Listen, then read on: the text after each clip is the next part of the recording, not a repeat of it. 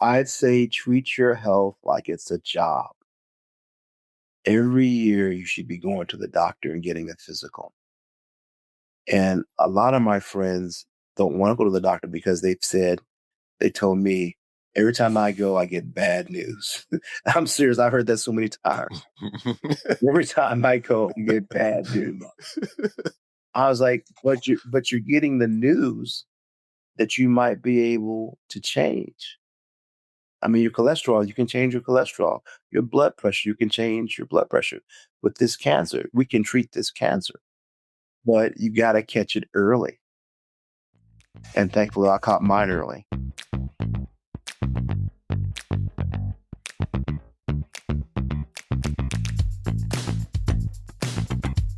Welcome back to Real Health Black Men. My guest today is retired Colonel Victor Ingram.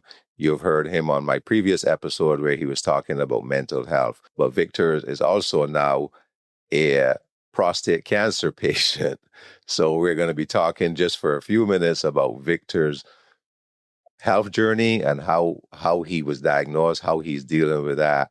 Because part of Real Health Black Men is also sharing the stories of men who are going through or who have gone through significant health challenges and how they're dealing with it.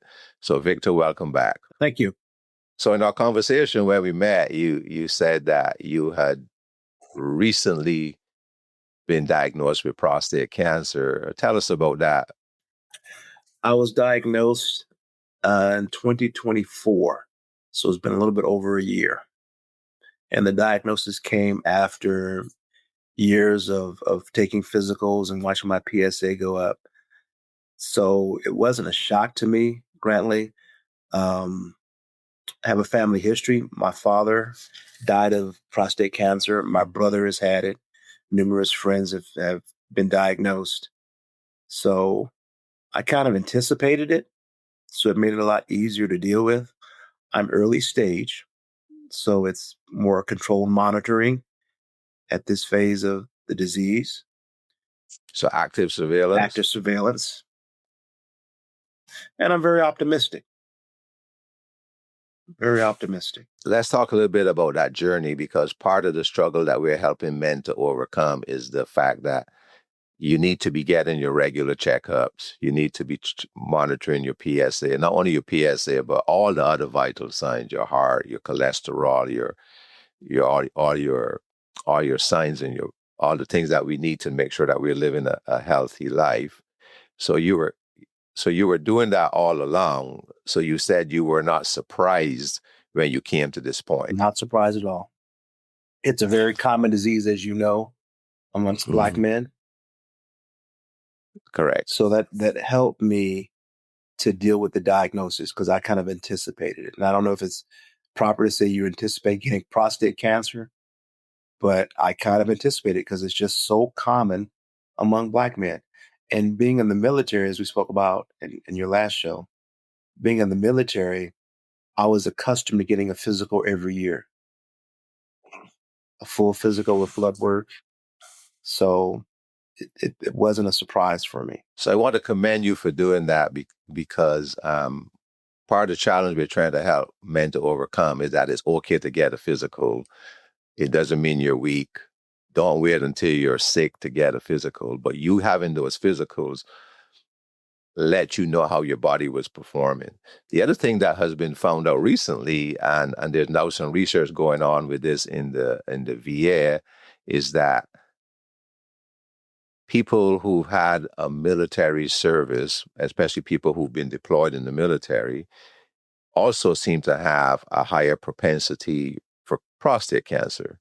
So add to the fact that you're Black and military service also, and you had a third indicator, you had the genetic relation. You don't inherit cancer, but you have a genetic propensity because you've had at least two people in your family who have also had prostate cancer. So you had these three things along the way that when it finally came, because you had information, to me it seems that you were prepared for the diagnosis. That doesn't mean it made it easy to hear the diagnosis. Is that correct? That is absolutely correct. I remember the doctor telling me, and he took a moment, he sighed, he said, "I hate to tell you, but you got prostate cancer." I said, "Okay, okay, yeah, okay." And of course, it was after the biopsy, which is a traumatic experience in itself. in and of itself. The biopsy was worse than hearing that I got cancer. So you're under active surveillance. So tell us a little bit about the mental and emotional journey you've been going through from hearing, from knowing there was a possibility that you could encounter prostate cancer, and then hearing that you are actually diagnosed with prostate cancer, and now you're in this process of active surveillance.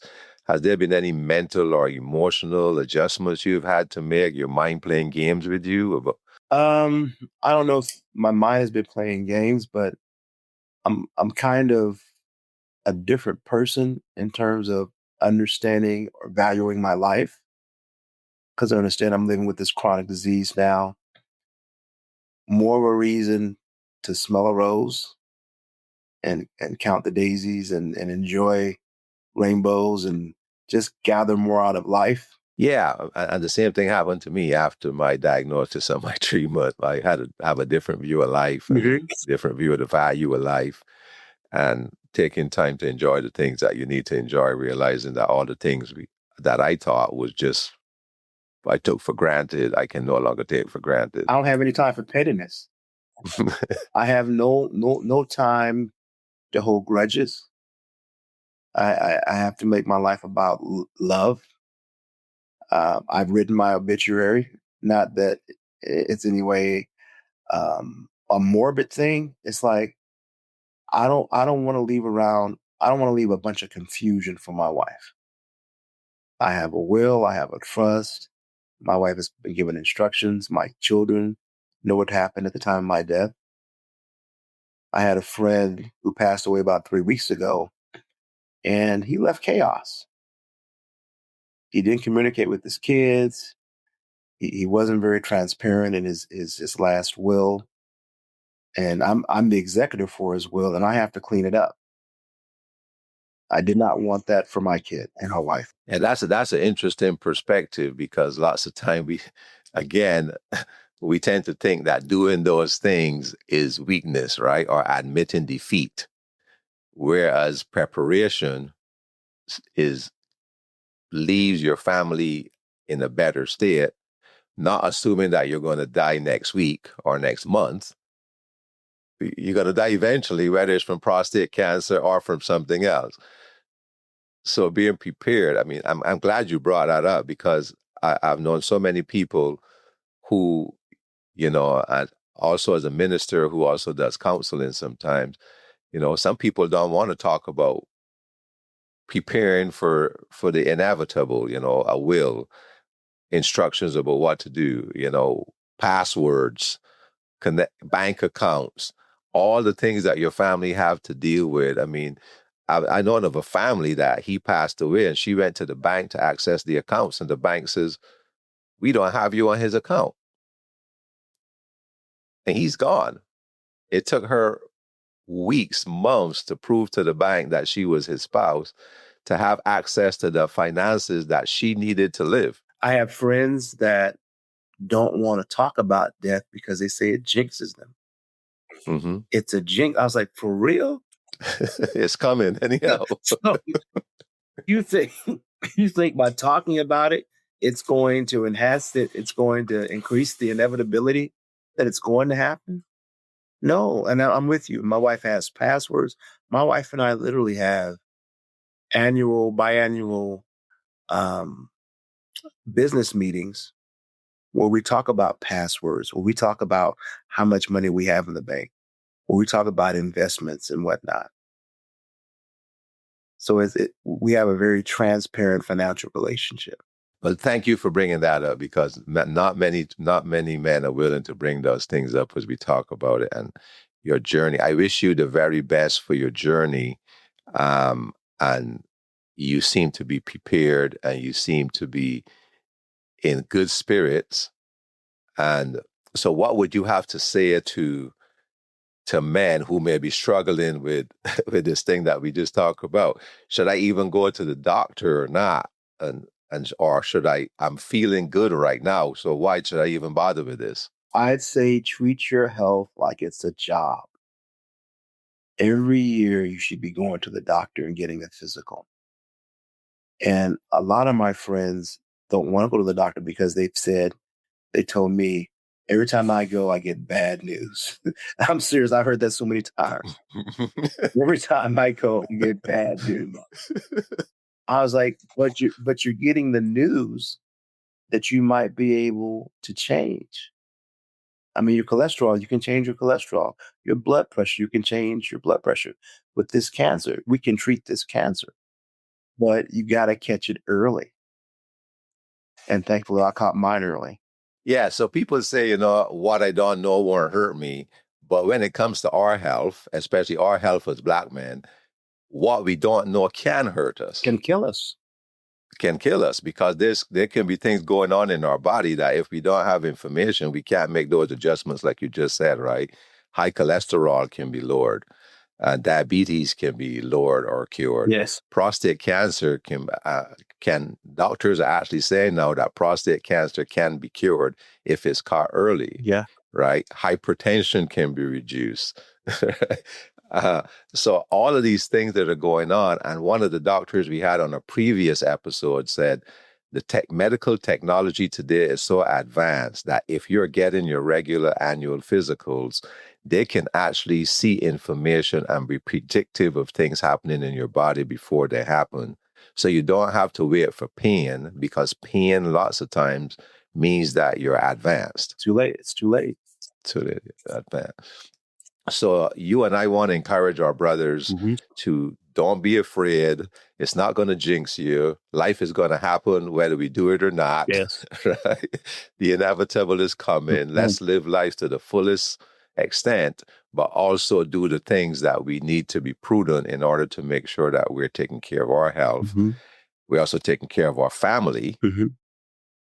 And the things that we have to leave behind. It doesn't necessarily mean we leave behind, but we can't always assume that we're always going to be able to take care of everything ourselves. Yes. Right. So we want to encourage our brothers to get your checkups, know your numbers, visit your doctor, ask questions.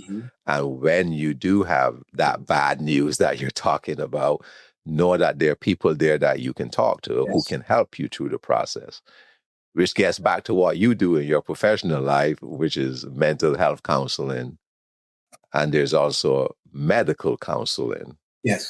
And I've also learned this thing recently called patient advisors, or people who are there to help you through the process, who may not be a doctor or social worker, but they're a person who've been the journey that your doctor or your clinic can assign to you to help you through the journey. So it's not going to be a lonesome journey. There are many tools out there to help us. Would you agree? Absolutely. And I think what we're doing today in terms of getting the message out about this illness, it enhances the opportunity for men to be more comfortable having the discussion about their physical health. This is very important. This moment is very important. You have two Black men who are talking about prostate cancer and the things that we've learned and perhaps can be used to help other people. Support groups, another opportunity for people to reach out and get support. Well, thank you, Victor, very much. I appreciate your vulnerability and sharing your journey. And I know that it will help some of our listeners as they're trying to navigate their health journey. We want to make sure that we're normalizing these conversations so that men can feel free to have that conversation, even if you have to have it a group among men. And like you said in our previous episode, your social groups are really important. So make sure that you're surrounding yourself with people who can help you on your journey and people who can help you normalize these conversations. Thank you very much, and I really appreciate it. I want to share one quick experience where the conversation actually saved my brother's life. A friend of mine had been diagnosed with prostate cancer before I got my diagnosis. And I was telling my brother about it. And he's like, he thought, it's been a while since I've had a physical. So the following week, he made an appointment to get his physical. Lo and behold, he has prostate cancer. He did a year's worth of treatment, and thankfully he beat it. But had he not had that conversation when he did, it would have been progressed. Mm-hmm. So the conversation is critical. Well, thank you. And that's a really good point to end our conversation on. The conversation is important, and knowing those things and sharing them when we need to share them is also important. And I'm glad that your friend got the treatment that he needed, and I hope he's doing well. He is. Thank you. He's doing well. Thank you. And thank you again. All right.